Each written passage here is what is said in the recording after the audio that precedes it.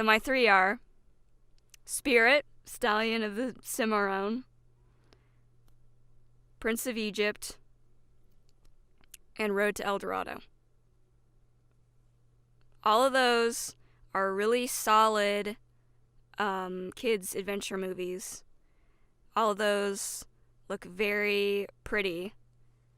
All of those movies I would recommend over some of the more popular Pixar or Disney kids films. Right. So let's go for each of them. So first off, why do you feel as if Spirit is underrated? And obviously I agree. I totally agree. It's one of my top 5 favorite DreamWorks films. But why do you feel like it deserves way more appreciation?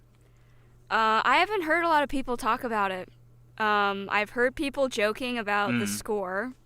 I think it's less of your standard kind of story that you would see. It follows a very standard kind of coming of age thing, but the horse is a horse.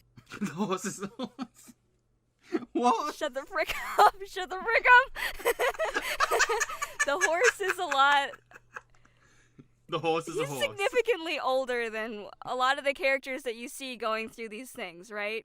You know, he's not like a little baby pig or whatever. He's an adult freaking horse when he goes on the adventure. We've got another t-shirt idea. A horse is a horse. Okay.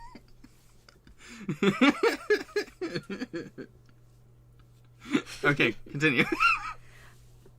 Tell me this film about a horse, this horse. I'm not gonna say anything else.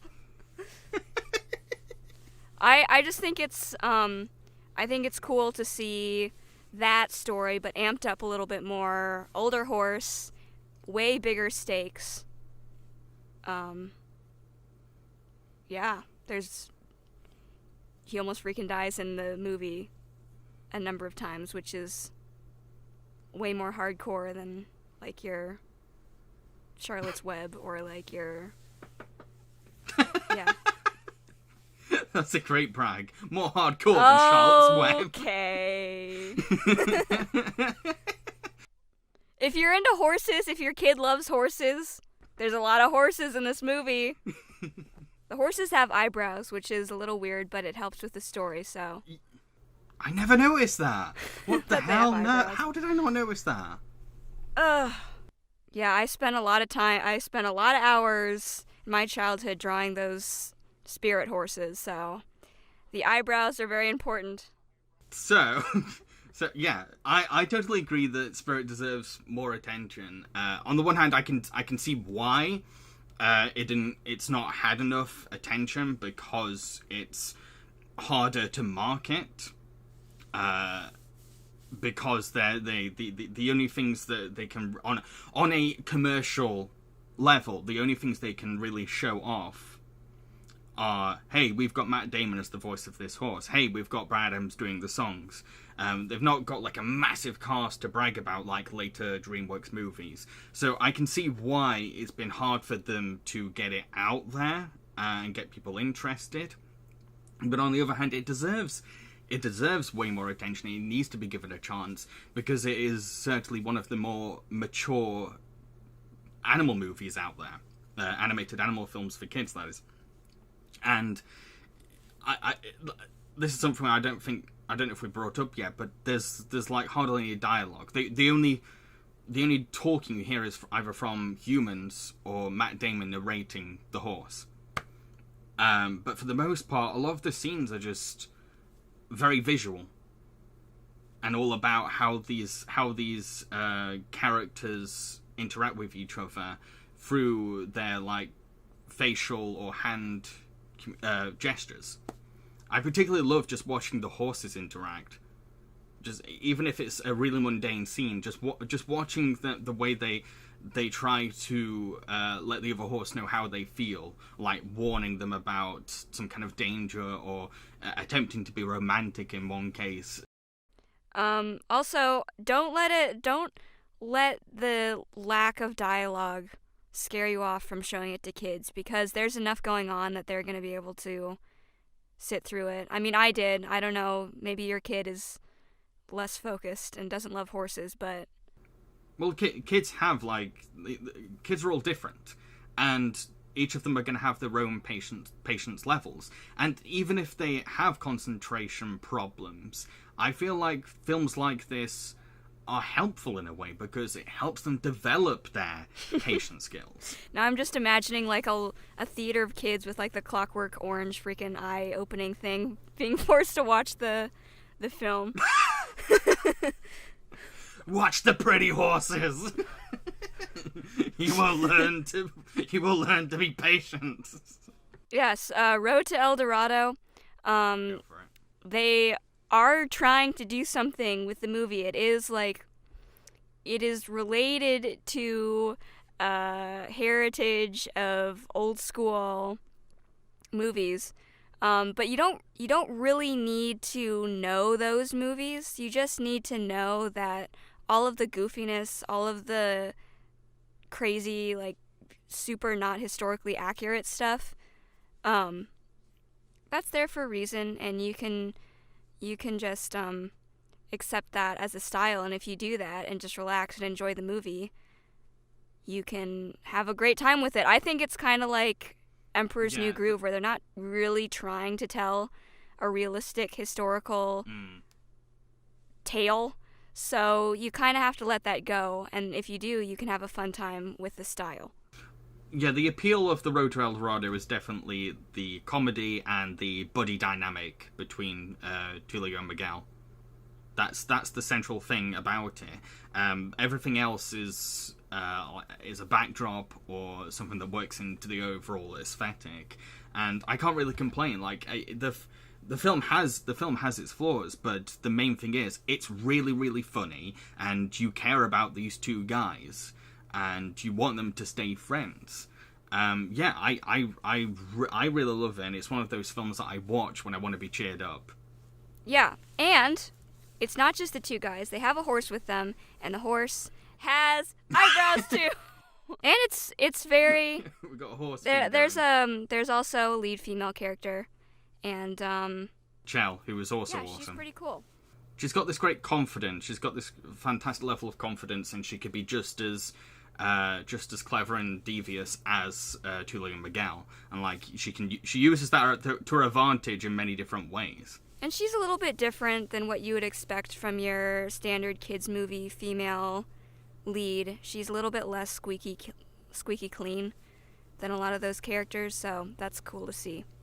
And the film has inspired a lot of memes. A lot of amazing memes. Because there's very animated animation. I don't want to hear freaking anything from you about that, okay? I know I repeat myself a lot. I don't want to hear any freaking comments from you. This is beautiful. It's very big animation, okay? They have big expressions. It's fast, and it's really fun to watch. And it pairs up with the voiceover really well for pretty much all of the characters, I think. Yeah, I used to kind of like, I will admit that I used to think, oh, it's not expressive enough, but looking back on it recently, I was like, yeah, no, it's the right level. It's not underdone and it's not overdone. It's the right style and tone you need, because the humor is both quite dry and a little silly at the same time. So it gets that balance right. It's like slightly stretchier classic Disney characters, but not like Looney Tunes stretchy. No, it finds that right level, I think, and I've only recently started to appreciate that. Heck, there's a lot of things that I've learned to better appreciate about the film on further viewings, and I would even say that I was maybe a bit too harsh on the movie in my review. There are certain things I would probably take back. And I have to say that the voice casting is just perfect. Absolute, just gold. Kenneth Branagh and Kevin Kline are so good as Tulio and Miguel. So perfect as them. Like, I don't think you could recast that film. I really don't. Those two are just so ideal for their roles. It's funny. It's a funny movie. Very funny. It's consistently funny, too. Like, because the humor is the focus, that's where the strength comes from. Yeah. character-based humor, so it ages pretty well too. Yeah, exactly. Like the reason a lot of the jokes land is because it's centered on how well the audience knows these characters' personalities. If you like animated gold, there is a lot of CG animated gold in the movie. That is one thing I'm kind of like about in terms of the DreamWorks hand-drawn animated films. The way they employ 3D into their work is a little A bit rough. It's not. I've seen worse, but it's noticeable. You can notice it. The best 3D is probably in Spirit, and Road to El Dorado has some pretty noticeable 3D, and Prince of Egypt has some eye-bleeding noticeable 3D. Speaking of Prince of Egypt, so yeah, why do you think that's underrated? Now, I'm not really sure how underrated the movie is, because I don't hear a lot of people talking about it, but I do hear people say that they remember watching it just in conversation, but I haven't seen a lot of reviews, so I don't know. It's definitely more underrated than Shrek, which it came out with. They were in production at the same time. All right. So, I don't know. And DreamWorks thought that Prince of Egypt was going to be their big release, and it ended up being Shrek. Yeah. So, also, this came out like a long time ago, so you have to kind of give the 3D a little bit of a pass. Like, they were working on it on those giant computers. Yeah. So there's only so much they could do. I've also heard people say that the character designs in Prince of Egypt are a little weird. I think they're okay. I like them. I think you might be thrown off by them a little bit because they look similar to the Disney characters, but the proportions are different. And I think that's why people... it's a bit more angular and stylistic. Say they look weird. But some of the sequences they have in there that are non-verbal storytelling are just really great. And the movie looks beautiful when it's not CG. And it's a cool story. I mean, what can I say? People love that story. It's the Moses story, so there's not much you can pick apart.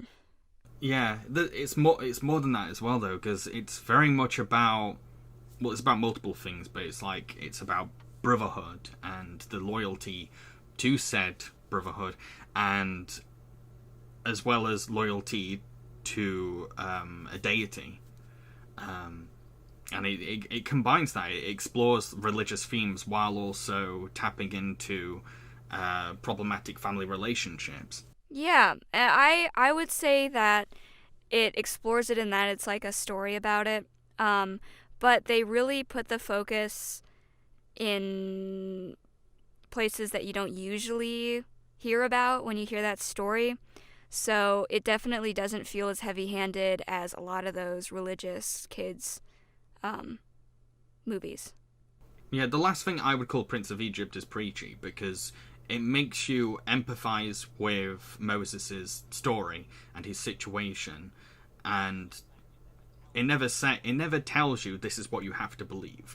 It's all about, this is what is important to Moses. This is his life. This is his world. This is his responsibility. As long as you can resonate with that, we're cool. Like, there's no sense of indoctrination with... Yeah, it's focused on telling a story. It's not focused on teaching a message. And I really like how conflicted he is about his relationship to both God and the Hebrews and his family, and how you can see that on the one hand he's really wanting to save his people, but he doesn't want to sacrifice lives either, and you can see the torment he's going through and how stubborn his brother's been. It's frustrating and at the same time really sad. Yeah, even like before he begins his journey into the desert, the family dynamics in those characters are there, and they're really strong in the animation, even when they don't say anything. The two brothers' mom is really characterized a lot. She doesn't say that much, but if you watch her in the background, you can see her reactions to things, and it gives her a character. And I Exactly, like yeah. that they focus on giving him a real family, so you can see why he's so tied to the Egyptians. It's not just like, oh, I'm rich and that's cool, I like being rich or whatever. Well, that's what's very refreshing about the film, is that it looks at how, even if you get to a point where you realize, okay, my family is toxic, it's not easy to immediately just, well, okay, I'll abandon them, I'll just forget about them and move on. It's not like that. It is really not like that. Once you realize that there's something wrong with your family, whether they're doing something corrupt or they've got tendencies that are dangerous, you still have that attachment to them, and you can't just simply let it go. Yeah. Also, Voldemort is in the movie. Yeah. It's got, well, like, I know this is what you can apply to like all DreamWorks films, but yeah, Prince of Egypt has a really interesting voice cast. Really, quite star-studded. Very famous. That might take you out of the movie a little bit because you can tell who the people are. But if you're not good at telling who the voices are, then no problem, because I think the performances are okay for the movie. So it's not too distracting.